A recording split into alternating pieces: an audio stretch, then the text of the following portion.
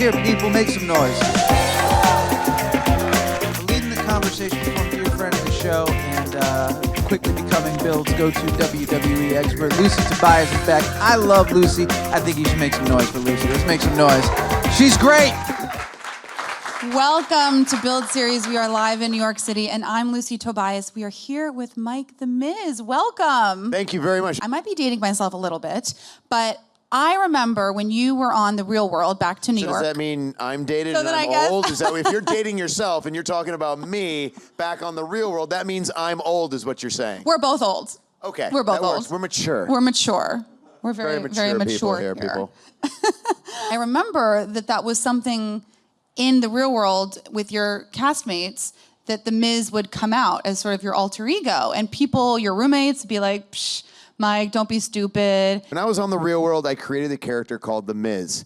And once I did The Miz, by the way, that was only on like one episode of The Real World. It's but after burned that, in my brain. Exactly. But after that, I was just known strictly as The Miz. Yeah. And then I went on challenge after challenge, dominating, of course. Yeah. And saying that I wanted to be a WWE superstar. And then after 3 years of finding an independent wrestling school to teach me the art of professional wrestling, after doing all the challenges and all The Real World and everything on MTV, I finally got a contract with WWE, and I'm still there to this day, and it's 10 years later. Yeah, baby. Thanks, everybody. And congratulations. There's a lot of things going on in my life right now. I don't even know where to start. I mean, we're doing Champs vs. Stars. We're just gonna go down We're the doing line. Total Divas. And not only that, I do have Survivor Series this Sunday. Yes, we're taking on Baron Corbin. Sold-out Houston Arena, going up against Baron Corbin, who is the United States champion. I'm the Intercontinental champion. I will prove that it is the most dominant championship in all of WWE. Mm-hmm. However, not to mention, I'm also my wife is pregnant. Like, we're having our first child. Are you freaking out? So, thank you. I have many different feelings about it. Mm-hmm. So there's the nerves. There's excitement, but also I'm like thinking, okay, all my friends tell me when you have your first child, your life changes. And I was always like, nah, not me. I couldn't change. You can't change me. And then I realized what they were talking about. It's like your whole mind frame changes, where sometimes when I'm out to eat with my wife and she doesn't finish her food, I'm like, finish your food. You know what I mean? And then I'm like, well, wait a second. I don't want to tell my daughter that, because I have ingrained in my head that I always have to finish my food. And sometimes the portions are just a little too much. Yeah. And then you're overeating. And I don't want my daughter to overeat. So I was like, all right, well, the way I would teach her is I would say, well, listen, you don't have to finish that, but next time don't take such big portions. And so I was like, maybe that's there you go. I mean, that's my mentality now. I'm also looking at YouTube videos, how to braid hair. You know? I'm sure Maurice is loving that. You can do her hair now. I'm just trying to figure out how to do it, you know, so she has the coolest braid in school. So do you think that you're going to be the strict parent, or are you going to be the pushover? Well, definitely not a pushover. I don't think either one of us is the pushover, to be completely honest with you. But I'm definitely going to say go to your mom. Because I remember back in the day, like I would ask my dad something, he would say no, and I'd go straight to my mom and go, maybe. Mom, you know, can I do this? And it's like, what'd your dad say? It's like, I didn't ask him yet, just to, you know, lie. So I got to figure out ways. What would you say to your daughter if she came to you and said that she wanted to be a WWE superstar? Absolutely. Whatever she dreams of, I will support her and make sure that she does it the safest way possible. Because we always tell children not to try what we do at home because it's very, very dangerous. Yeah. But I'll teach her how to cut a promo. You know, any boys trying to pick her up, she's going to be able to spit some gas. So you better have some comebacks for her. And you and Maurice met when she was on the Divas Search. That's correct. Yeah. So I was the host of actually the Divas Search, and I'll never forget my now wife coming in. Never met her before in her entire life, and she walks in, and we go, "Hey, you know, why do you want to be a WWE superstar?" And she was like, "My name." Maurice, because she didn't speak English. Wow. She only spoke French. She's from Montreal, so she only spoke French. So she was like, Maurice is my name. And I'm like, you know what? You move on to the next round. There's something about you that's good. So by the third time, I was like, listen, if this girl can't speak to the audience, then I don't know how she could become a WWE superstar. So I was like, can you speak into the microphone, and she goes, promo, you want me cut? Okay. I go, do it in French. Cut the most amazing promo I've ever seen in French. Wow. And I was like, you know what? This girl not only has something, this girl's going to be my wife. Mm-hmm. You know? I was like, this is sexy. Is there anything from being on the Real World, being in the other challenges that you think helped prepare you for the superstar you are today? Just being in front of a camera at all times, 24/7. Yeah. We are in front of a camera. So guess what? We're always entertaining. But, you know, it's like that helped me out. And then not only that, the confessionals. Because all I would do was go in the confessional and just cut promos all day, just practicing. So it definitely helped out, you know, basically. Plus, after the Real World, I would do speeches at colleges motivating students to do whatever they want in their life. So I'd go to colleges and do speeches. So I got to perform in front of live audiences, kind of like what we do in WWE each and every week on Monday Night Raw and Tuesday SmackDown Live. So it's one of those situations where it helped me. It bred me for what I'm doing today. Is there anything in the current season of Total Divas that you were a little apprehensive about airing between you guys? No, I'm an open book. I'm always been an open book my entire life. That's why I was on The Real World and 9 different reality shows. My wife, you know, this is kind of her first time doing a reality show, and she's having a blast with it. We actually, you actually get to see the first time she tells me that we're actually going to have a child. So it's definitely something to look forward to. And that was special also, you guys announced that in the WWE. Yeah, that was so cool because Maurice and we met. I met my wife in WWE, and we got to announce to the world that we were having our first child in a WWE ring, and there's no place that we would rather do it. Yeah, I was definitely crying a little bit when they made that And it was announcement. the first time I think I've ever been cheered. Like, Yeah. I'm the bad guy. Like, I'm the villain, and every time I walk out into the audience, they just boo me. Yeah. Boo me out the building. And once I came out there and said that piece, they started cheering and started chanting yes. And I went, okay, so this is what it's like. This is what John Cena gets every week, right? How do you prepare for your big event? So, like, what are you doing to prepare for Sunday for Survivor Series? You're looking at what I'm doing to prepare for So much pressure. Survivor Series. I am literally doing media all week leading up to Challenge Champs versus Stars, but also I study. I'm a bookworm. I'm the type of person that goes and watches Baron Corbin matches, seeing what he does well, what I feel like I can exploit, and I just look forward to getting in the ring because this is the first time we've ever had a singles match against one another. And let's face it, this guy is like 6'8", 265 pounds, and he's got an edge to him. So I guess you can call me the underdog, but I've been there for 10 years. I've been against everybody. I've been the main event of WrestleMania. So no matter what he puts forth onto me, I've had it and then some. I mean, I've been beaten up by Braun Strowman. Yeah. I think I can take on Baron Corbin. Yeah. Well, I hope we're all Team Raw here. I know I'm definitely Team Raw. Thank you. And we're going to turn it over to some audience Q&A on that note. Let's do it. Hi, Ms. Thank you for being part of the Build Series. My question for you is, if there was one thing you could change in the WWE, whether it be the talent, whether it be storylines, just the corporation in general, what would it be? I'm always a big believer in giving people chances that maybe didn't have the chances that I think they deserve. For instance, the reason why I have the Miztourage, Bo Dallas, and Curtis Axel was because I saw them each and every week not giving them the platform that I felt that they deserved. So I said, give me these guys, and I guarantee I can literally give them the spotlight that I think they deserve, and I think that we can utilize their talents in ways that we aren't using them right now. And I think we're doing a great job with it. Miztourage, Definitely. you know, Bo Dallas and Curtis Axel have come forth and have been doing a terrific job, and I think we can do more of that.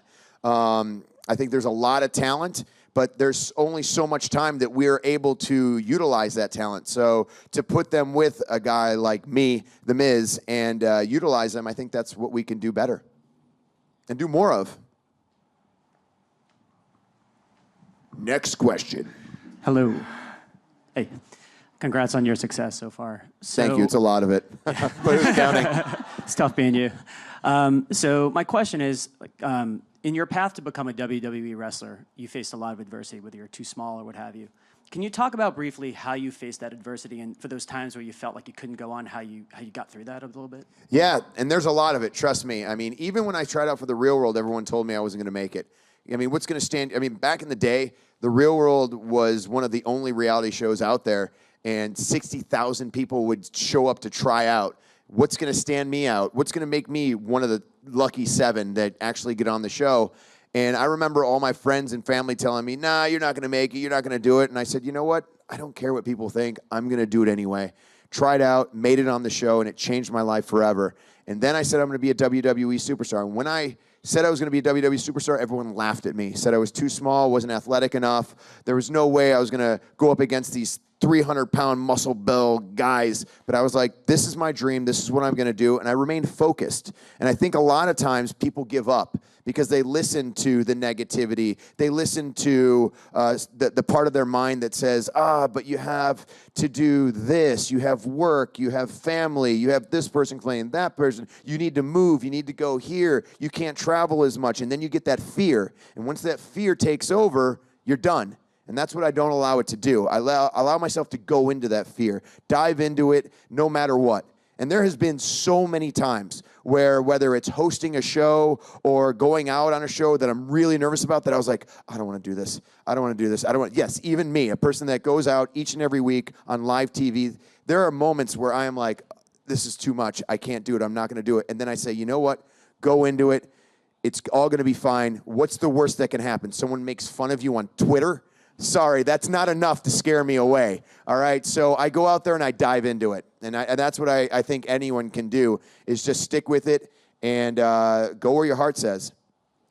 Can we get a round of applause for that amazing, Was that deserving of one? That was awesome. Really? And a great way to kind of go into weekend. We have another question, but I also just want to say, it's a numbers game with the whole never give up. You look at John Hamm, you look at people that have had success a little later, not you, but people that have had success later in life. It's literally just a numbers game. And But I think talent shines through, though, as well. John Hamm is a trained actor, a fantastic actor. Sometime or another, it was going to happen for him. Yeah. But it's just a waiting game sometimes. Like you're saying, it's like you have to wait for your opportunity. But when that opportunity presents itself, you better be ready. Go. Exactly. Yeah. Thanks. We have one more question.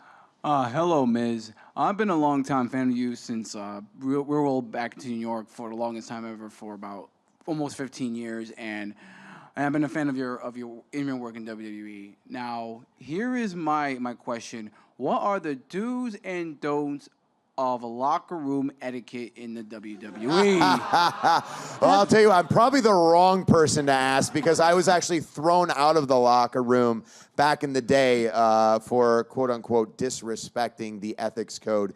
But, it's just being, nowadays, I think the locker room has completely changed. It's a complete 180, and it's a very positive atmosphere. And I think everyone is just about doing your best, giving the best show possible, whether you're on Raw or SmackDown Live. Each superstar goes out to try to make the other person look better than they truly are, and that's the goal that's set. You want to be the best, and if you want to be the best, the other person standing across from you, you better make them look like they're the best as well. And I think everyone is up for the task. I think we're doing a pretty great job of it, too. Okay, wait. What exactly happened? Why did you get thrown out of the locker room? I ate a piece of chicken over someone's bag. It was like rotisserie chicken. And I did not spill it on the bag. To this day, I still don't think I did. I think it was an over-exaggeration where the phone, when you play phone, you'd say a message, and then the other person, and then the whole other message got changed. That's what I believe happened. I may be wrong. I might have been cocky and arrogant and egotistical like my character portrays, but you never know. There's no way to know. We'll never know, because I don't even know. So my question is, I read an article a few years ago written by Paul Heyman, and he listed you as a Paul Heyman guy. And I was surprised when I read it, but also not surprised at all. So I was hoping you could speak on what influence or impact he had on your career. Paul Heyman was so vital for my career. When I first got signed to WWE, I got sent to a developmental territory called Deep South Wrestling. And once a week, Paul Heyman would come down and have us cut promos for him and just basically educate us. And each week, He would just tell me, what I'm doing right, what I could do better. And he was the one that basically had me come up to Ohio Valley Wrestling from Deep South Wrestling so he could work with me even more. So when I first went to Deep South, I was a good guy. Believe it or not, people actually cheered for me, and we would sell out the arena, and I was the first ever Deep South heavyweight champion as a good guy, and people liked me. So they always tell you, if you can sell out the arenas at one territory, can you do it in others? So they wanted to take me to Ohio Valley Wrestling. So I went to Ohio Valley Wrestling, and I was a good guy. They didn't like me in Ohio Valley Wrestling at all. And so Paul was like, let's make you a bad guy. And so I cut this promo, and from then on, I was a bad guy, and Paul was just so on me about everything, teaching me the ins and outs. And people don't know this. I feel like I was one of the first Paul Heyman guys. But yeah, in Ohio Valley Wrestling, in my developmental territory days, developing into The Miz, Paul was right there with me, honing in on that character and honing in on everything. He's an amazing brain in the WWE. We're very lucky to have him around. Definitely. And a couple just got engaged during one of his promos last week. Really? Yeah. I did not. A couple got engaged in the middle of his promo with Brock Lesnar. I must have missed that. Oh, it was something to watch? It was something to watch. Did he cut it into them, or was he celebratory? A little bit. A little bit? A little bit. He was like, you just interrupted Paul Heyman for this? That's pretty good, though. Yeah. If you can interrupt Paul Heyman during Yeah. imagine if she said no, though. I know. Well, because the man. chant, they started chanting, she said yes. And so people were like, wait, what just happened? And Wow. So he actually had it planned where he was in the audience. yeah. And while the promo on live TV is Yes, going on, sir. she said yes, started going on. Wow. That is Paul some Heyman and Brock planning. Lesnar, yeah. That is some planning. Yeah, so you should go watch that. I will definitely. Well, thank you so much for coming, Mike. And tune in to the challenge Champs vs. Stars on MTV next Tuesday at 10. And don't miss Survivor Series this Sunday on the WWE Network. Could also watch Total Divas on And E Total as well. Divas on E. Monday Night Raw. Thank you guys for all your questions. Great questions as always. Thank you guys to Build for having me. Thank you. Did I just finish your whole thing?